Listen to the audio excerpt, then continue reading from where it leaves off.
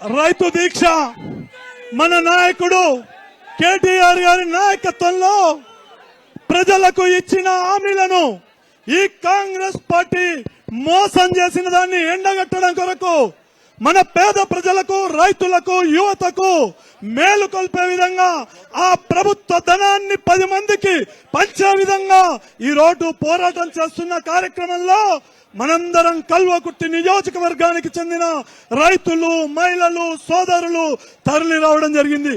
ఈ కార్యక్రమానికి విచ్చేసిన మాజీ మంత్రివర్యులు, మంత్రులు, ఎమ్మెల్యేలు, ఎమ్మెల్సీలు ప్రతి ఒక్కరికి కూడా పేరు పేరున ధన్యవాదాలు తెలియజేస్తున్నాం. ఈ సందర్భంగా అన్నా, కల్వకుర్తి గడ్డ పైన ఈ రోజు రేవంత్ రెడ్డి సొంత తాలూకా అని చెప్తున్నాడన్నా.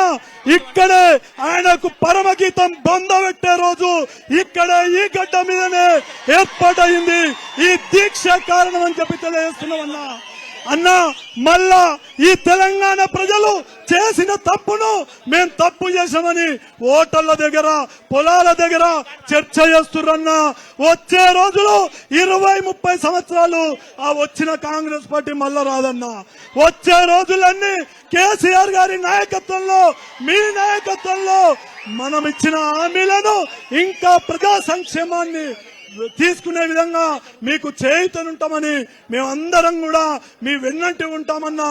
మీరు మంచి పోరాటం చేస్తున్నారు. తెలంగాణ ప్రజల ఐక్యత కొరకు, తెలంగాణ ప్రజలకు రావాల్సిన దాన్ని, హామీలు ఇచ్చిన దాన్ని అమలు చేసే వరకు మీరు పోరాటం చేయాలని కోరుతున్నామన్నా. మీకు అండగా ఉంటాం. మీరు కల్వకుర్తిలో ఈ రోజు ఈ ఆమనిగల్లో రైతు దీక్ష శిబిరాన్ని ఏర్పాటు చేసినందుకు ప్రత్యేక ధన్యవాదాలు తెలియజేస్తున్నాం మీకని ఈ సందర్భంగా తెలియజేస్తున్నామన్నా.